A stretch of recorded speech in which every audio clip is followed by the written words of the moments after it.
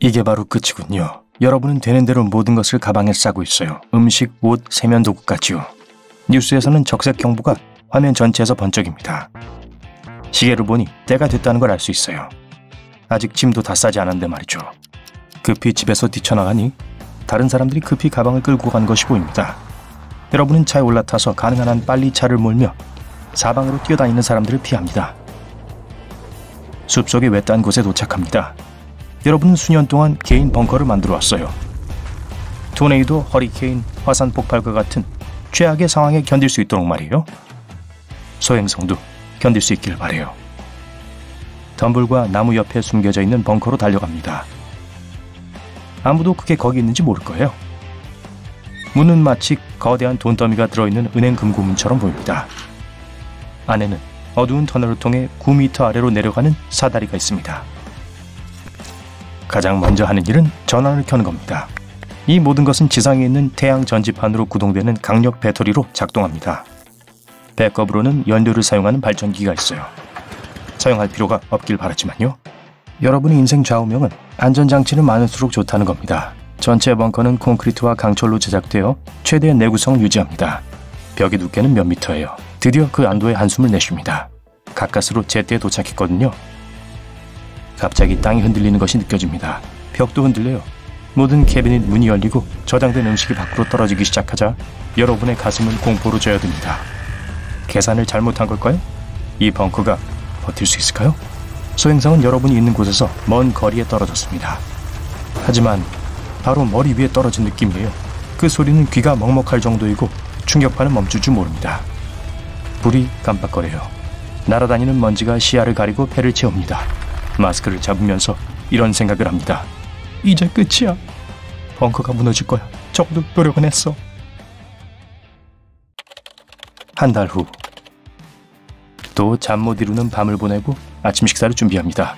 다행스럽게도 충분한 양의 음식을 저장했어요. 종류도 다양해요. 참치 통조림, 소고기 통조림, 콩, 정어리, 그리고 건조식품도 있어요. 쌀, 분유, 파스타, 국수, 그리고 심지어 간식으로 꿀과 초콜릿까지요. 탄산음료와 주스도 있지만 수분 공급원으로 저장한 것은 주로 물입니다. 이곳은 앞으로도 계속 여러분의 집이 될 거예요. 누가 알겠어요? 몇 주, 몇 달 혹은 몇 년이 될지도 몰라요. 그 생각을 하면 등골이 오싹해집니다. 적어도 여러분은 이상적인 위치에 있어요. 내륙 깊이 해안에서 멀리 떨어져 있기 때문에 해일이 닥치지는 않았을 거예요. 땅 위가 어떤 상태인지 상상도 할 수 없어요. 제발 공룡 멸종 2부 같은 상황이 아니기를 바랍니다. 최악의 시나리오를 떠올리지 않기 위해서 뭔가 관심을 가질 일이 필요해요. 여러분은 부동산 중개인이 잠재적인 구매자들에게 집 구경을 시켜주듯이 집안을 걸어다닙니다. 입구에 거실이 있어요. 소파와 오래된 잡지, 보드게임이 있는 커피 테이블이 있습니다. 앞에 DVD 플레이어가 있는 작은 벽면 TV가 있어요. 슬프게도 인터넷은 없지만 영화가 여러분을 위로해 줄 거예요. 근처에 있는 테이블에는 외부 세계로 이어지는 귀와 입 역할을 하는 라디오와 통신 스피커가 있습니다. 또한 다양한 책이 있는 서재도 있어요. 고전, 현대 및 모든 장르가 있어요. 무엇이든 할 거리를 제공해 줄 거예요. 그리고 그 어느 것도 시간을 보내는 데 도움이 되지 않는다면 비디오 게임 콘솔이 TV에 연결되어 있습니다. 그리고 운동하는 곳도 있어요. 단촐해요. 그냥 러닝머신이랑 아령이에요. 건강을 유지하기 위해 충분한 유산소 운동과 역도를 하려고 노력합니다. 두더지처럼 땅속에 사는 사람치고는 건강하게 말이죠. 물론 부엌이 있습니다. 넉넉한 크기의 미니 냉장고와 온갖 물품을 저장할 수 있는 캐비닛이 달린 스테인리스 스틸 싱크대가 있습니다. 깨끗한 식수를 가져오는 배관과 파이프를 연결시켰습니다. 그것이 작동을 멈추는 경우에 대비해 저장해둔 물도 있어요. 욕실에는 변기, 싱크, 온수 펌프와 연결된 샤워기가 있습니다. 근처에 세탁기와 건조기도 있어요. 작은 작업장도 있습니다. 무언가 고장나면 여기서 고치면 됩니다. 또한 남은 재료로 무언가를 만들 수도 있어요. 필요하면 의자 또는 테이블, 선반에 올려놓고 친구가 되어줄 작은 조각상일 수도 있어요. 계단을 내려가면 벙커의 또 다른 중요한 부분이 있습니다. 바로 온실입니다. 인공 태양열을 제공하는 램프에 의해 작동합니다. 신선한 과일과 야채가 없었더라면 상황이 훨씬 더 나빴을 거예요. 자급자족할 수 있어요. 썩거나 실패한 작물들은 토양에 영양을 공급하기 위해 퇴비를 만드는 데 들어갑니다. 단백질 공급을 고기에 의존할 순 없어요. 퀴노아, 콩, 렌틸콩, 병아리콩, 버섯 등이 그 일을 대신합니다. 만약 몸이 필요하는 모든 미네랄을 얻지 못할 경우를 대비해서 종합 비타민도 비축해뒀어요. 비타민 D는 햇빛이 없는 지하에서 생활하려면 꼭 필요한 영양소입니다. 작은 지하 농장에서 멀지 않은 곳에 침실이 있습니다. 퀸 사이즈의 침대가 있고 오른쪽에는 나이트 스탠드가 있고 왼쪽에는 작은 옷장이 있습니다. 옷은 별로 다양하진 않지만 똑같은 옷을 2번 입는다고 해도 먼지 진드기 말고 누가 눈치채겠어요. 발전실을 찾기 위해 사다리를 내려갑니다. 더 깊은 지하에 있고 방음제로 밀봉된 이유가 있습니다. 가끔 발전기가 작동하는데 그 소음이 심해요. 또한 환기 시스템과 연결되어 있어 배기가스가 밖으로 나가게 됩니다. 그리고 폐 역할을 하는 방이 있습니다. 이 모든 이상하게 생긴 상자들은 바깥 세상에서 산소를 들여오는 펌프들입니다.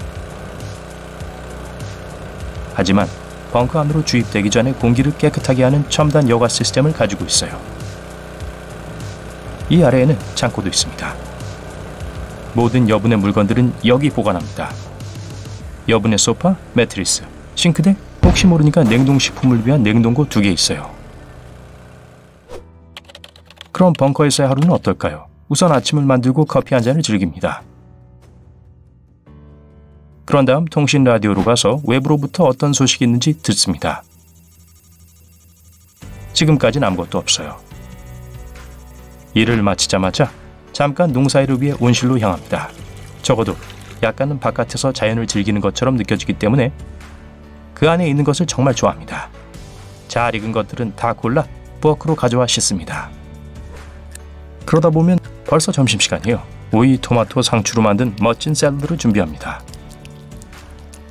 비트도 곁들여서 파스타와 함께 먹습니다. 점심 식사 후에 한동안 보지 못한 DVD를 봅니다. 영화가 끝난 후 돌아다니면서 산소 레벨과 물을 재빨리 확인합니다. 오늘이 바로 예정된 발전기 점검 날이기도 해요. 지하실로 내려가서 연료 레벨과 산소 필터를 살펴봅니다. 지금까지는 괜찮아요. 하지만 훨씬 더 오래 머물게 될까 걱정이 됩니다. 연료가 떨어지면 어떡하죠? 작업장에서 이것저것 만지작거리며 몇 시간을 보냅니다. 현재로서 수리가 필요한 일은 없고 오늘은 별로 뭘 만들고 싶은 기분도 아니어서 체육관으로 향합니다. 오늘은 다리 운동 날이에요. 힘들어요. 달라지지 않은 것도 있군요. 어느새 저녁 먹을 시간이에요. 국수를 데우고 거실에서 뮤직 플레이어로 음악을 들으며 쉽니다. 이 벙커를 만드는 데는 부지를 파헤치고 건설, 마지막으로 생존에 필요한 모든 시스템을 설치하는 데 1억 원이 조금 넘는 비용이 들었습니다. 벙커를 위한 여분의 음식과 개인적인 활동 장비들은 포함되지 않아요. 네, 여러분은 운이 좋아요. 그 모든 사치품들이 삶을 윤택하게 만들어줍니다. 거의 말이죠. 한 달이 지나도록 바깥 세상으로부터 새로운 소식은 없습니다. 여러분은 항상 약간 내성적인 편이었지만 이곳에서의 생활이 약간 힘들어지기 시작합니다. 외로워집니다.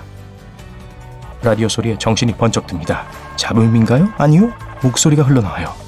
누군가 여러분에게 연락하려고 하고 있어요. 너무 놀라서 통신 라디오로 달려가다가 발에 걸려 넘어질 뻔했어요. 해냈어요. 여러분은 온갖 감정이 휩싸입니다. 지하에서 생활하는데 꽤 익숙해져 있어요. 하지만 이제 드디어 그 문을 활짝 열고 세상으로 나갈 때가 왔어요.